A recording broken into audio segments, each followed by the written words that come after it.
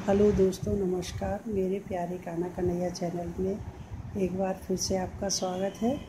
तो मैं आज आपको बताऊंगी कि अक्षय तृतीया पर ही क्यों बांके बिहारी के चरणों के दर्शन होते हैं।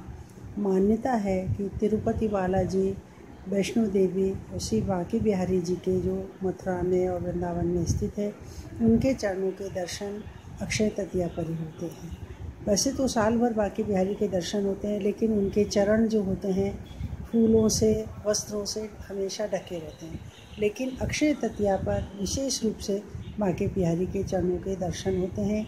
इस दिन उनके चरणों में चंदन का लेप किया जाता है, विशेष सुगंधित चंदन मंगवाया जाता है और फूलों से उनके चरणों को सजाया जाता है।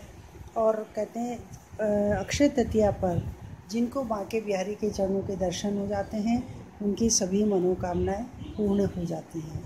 तो अक्षय तृतीया पर ही बांके और इसकी तैयारियां महीनों से शुरू हो जाती हैं और अक्षय तृतीया से ही भगवान का चंदन सेवा और क्या बोलते हैं फूल बंगले की भी तैयारी होने लगती है। केसर, गुलाब जल, गंगा जल और क्या कपूर आदि से मतलब तरह तरह के इत्र मिलाकर जो चंदन तैयार किया जाता है, चंदन का एक लेप, उससे भगवान के चरणों के जो है उसका श्रृंगार किया जाता है। और कहते ककड़ी, खीरा, खरबूजा और इन सभी चीज़ों से बांके बिहारी के जो है इनको भोग लगाया जाता है। मान्यता है कि जब भगवान के चरण दर्शन की परंपरा की एक कथा जुड़ी हुई है कि जो एक बार एक संत जो थे वृंदावन में, अक्षय तृतीया के दिन ही भगवान के दर्शन करने के लिए गए और एक कुछ ऐसे भजन गा रहे थे कि बांके बिहारी जी के चरण कमल में नयन हमारे अटके। ऐसे कहते बांके बिहारी के चरण कमल में नयन हमारे अटके, ऐसा भजन गा रहे थे और आनंद विभोर हो रहे थे। और तभी वहाँ पर एक और भक्त आया, उसको ये भजन इतना भाया कि वो भजन गाते गाते ही अपने घर गया।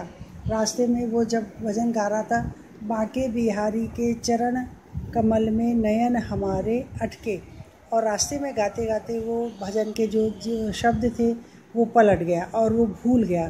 तो भजन ऐसा था तो वो भूल गया। वो कहने लगा कि बांके बिहारी के नयन कमल में चरण हमारे अटके। लेकिन श्री बांके बिहारी जी अपने इस सच्चे मन को निर्मल भाव से इतने प्रसन्न हुए कि दर्शन देके के बताया कि मैं तुम्हारी भक्ति से प्रसन्न हूँ। वो भक्त समझ नहीं पाया, वो सोचा कि मुझसे शायद कुछ गलती हो गई है, मुझसे कुछ अपराध हो गया है। लेकिन बांके बिहारी ने कहा नहीं, मैं तुम्हारे इससे प्रसन्न हूँ और मुझे क्षमा मांगने की कोई ज़रूरत नहीं है। जो तुमने कहा आज से वैसा ही होगा। आज से ही अक्षय तृतीया के दिन ही मेरे चरण जो कमल हैं उनके दर्शन जो भक्त कर पाएंगे। तो ऐसा मान्यता है कि उस भक्त की मनोकामना को पूर्ण करने के लिए अक्षय तृतीया के दिन से ही बांके बिहारी के चरणों के दर्शन होते हैं। यहाँ पर लोग साल मतलब महीनों से इंतज़ार करते हैं, आते हैं।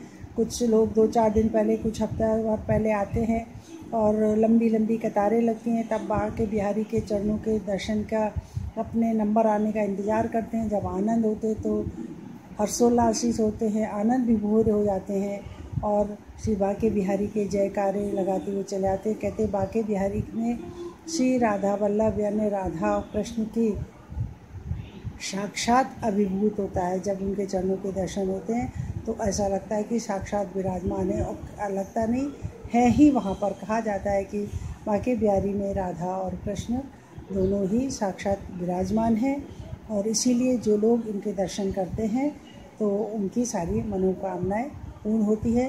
तो अक्षय तृतीया पर बांके बिहारी के चरणों के दर्शन की परंपरा है और चंदन से उनका लेप होता है, फूलों से सजाया जाता है, सुगंधित पुष्पों से सजाया जाता है और साल भर में एक ही बार उनके चरणों के दर्शन होते हैं। साल भर तो पूरे दर्शन होते हैं, लेकिन चरण कमल जो हैं पुष्प और वस्त्र से हमेशा ढके रहते हैं। ऐसी मान्यता है कि तिरुपति बालाजी और माँ वैष्णो देवी के भी चरणों के दर्शन अक्षय तृतीया के दिन ही होते हैं। तो ये कारण है कि बांके बिहारी के चरणों के दर्शन अक्षय तृतीया पर क्यों होते हैं। तो ये छोटी सी जानकारी मैंने आपके साथ शेयर की। यदि आपको अच्छी लगी हो तो प्लीज़ लाइक करें, शेयर करें, सब्सक्राइब करें।